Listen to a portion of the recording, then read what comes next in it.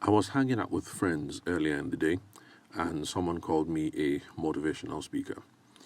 Now, it was really loud with the music blaring and, all that funky Yoruba music, Niger hits, stuff playing. And so that was in the space to clarify and say exactly what it is that I do. That's for those people who just see my stuff, on the fly, maybe on WhatsApp or on Twitter, stuff like that, and who don't really follow in depth.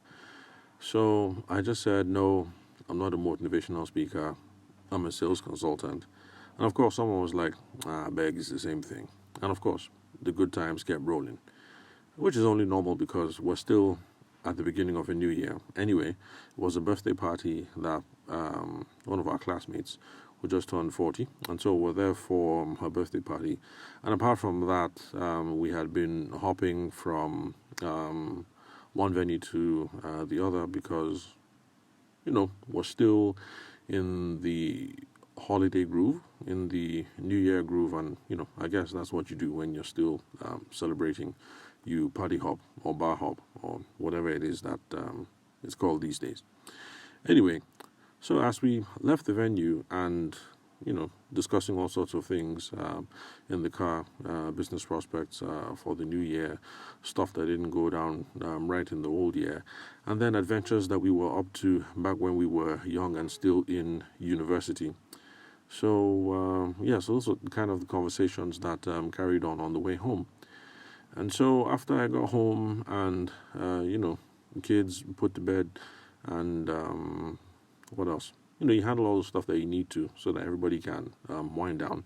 It just got me thinking, why don't I hop on the microphone and then make a recording so that if there are any other people who have caught this podcast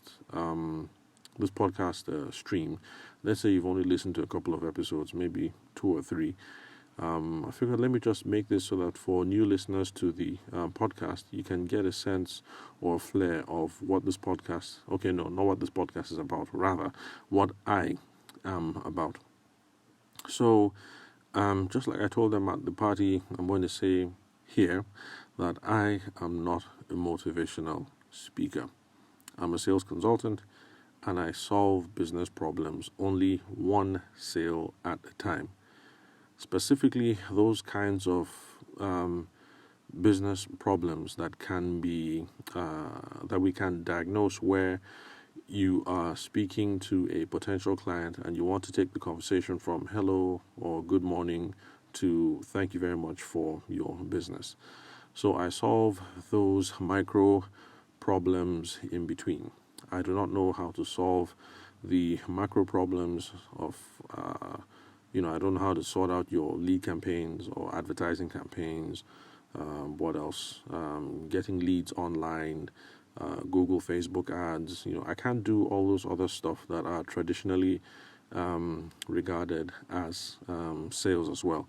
The whole top of the line funnel thing. I only work at the bottom of the funnel. We are with people. We're actually involved in the conversation. How do we move the sale forward and how do we get them to take that next pivotal step? So those are the kinds of problems that I solve. And traditionally, that discipline is called personal selling. So the mothership is called sales, and there are different kinds of sales, like people who take orders at restaurants. You walk into let's say you're an Abuja person, you walk into City View restaurant, or let's say you're a Lagos person and you walk into Domino's Pizza, or whatever is your establishment of choice. People who stand behind the till and take your order are also traditionally regarded as salespeople, but they are just called order takers because they are not going out to look for business. They are there at the till or by the door or wherever it is that you meet them, and they show up, you show up and they greet you, good morning, sir, good afternoon, ma'am, hello, young man, how can I help you today? And they take your order. So those people are also traditionally regarded as salespeople as well, but those are order takers. So you will find, if you go through any old school business book, assuming that you're still in school, maybe you're taking a business administration course. Eventually, you'll get to that part of your textbook where they start talking about sales, and you will find a whole host of people and professions that are regarded as salespeople, but I only solve problems that we get in the personal selling space. So there's two people having a conversation, or two people emailing back and forth, or two people texting, or trying to have a video conference, or whatever. It doesn't have to be two people, small groups of people, 2, 3, 4, 5, 6. Okay, anyway, so that's it. Those are the sorts of problems that I solve, and I am a sales consultant. But yes, my previous backgrounds have been in law. That was my academic degree, and I happened to practice law for about 3 years before I went off for my advanced degree, which was also in law, but that was also where I happened to do my diploma in business administration at back when I was in Aberdeen. And then after that, I spent a lot of my time being a wedding photographer, which is where I fell in love with this art and this discipline called sales. Because as a wedding photographer, you spend a lot of your time selling. Before you become a wedding photographer, people assume that it's very glamorous, that you're going to spend lots of your time flying to fancy venues and taking wonderful photos and editing those photos. And yes, you do spend a great deal of time doing the sexy and the fun stuff. But then there's the boring bits. You're done with this particular couple. You're trying to get a referral. You're trying to get some new business. You're trying to come up with copy for your Instagram handle.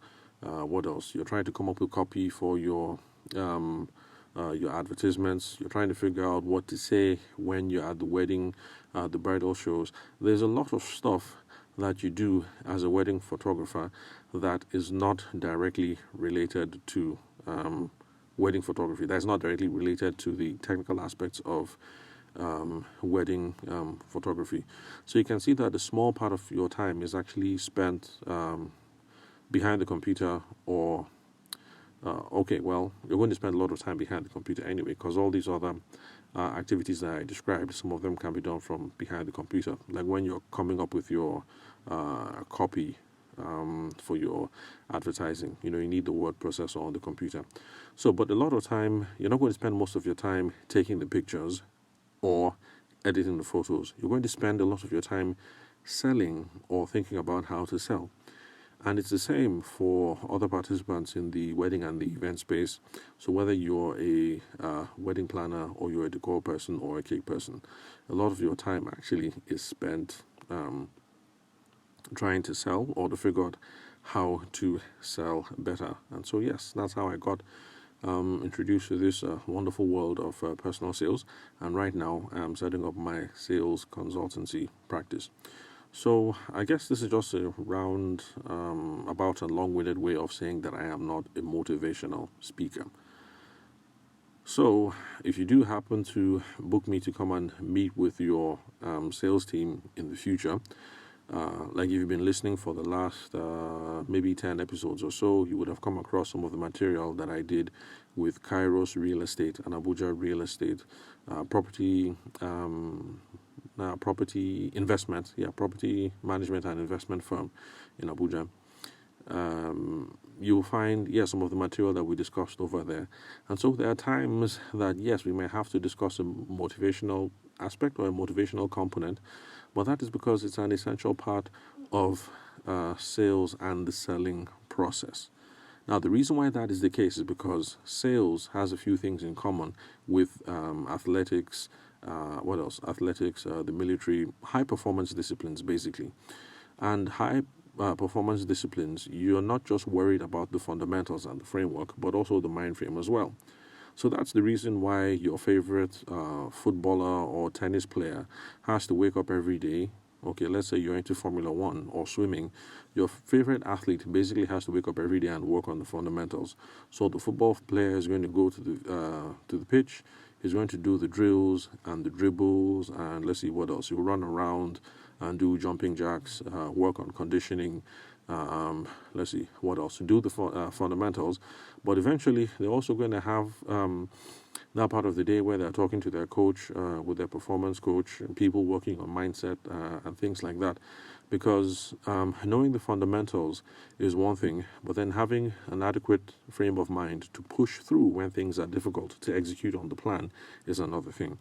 So yes, for those of us who are sales consultants or sales trainers, there's a point where we're going to have to address the emotional and the motivational, but that doesn't mean that what we do is motivational per se. So for those of you who listened to the last episode where I was talking to the my younger associate photographer, talking to him about how you don't take things personal when give you a low ball offer. Yes, that is the emotional component and maybe the motivational component, because it is absolutely necessary and it is vital for us to get to the next stage, which is executing the play. And if you remembered the podcast episode, if this is your first episode that you're listening to, then after you're done, you just skip back to the menu and you'll find it. I think it was something like how to handle a low ball offer. So the first component, yes, was the emotional bit. Don't take it personal. It's just business. People are looking for a bargain. Now, the second part was where we execute on the framework. That this is what you say. This is the kind of question that you ask. This is the sort of insight that you're looking for.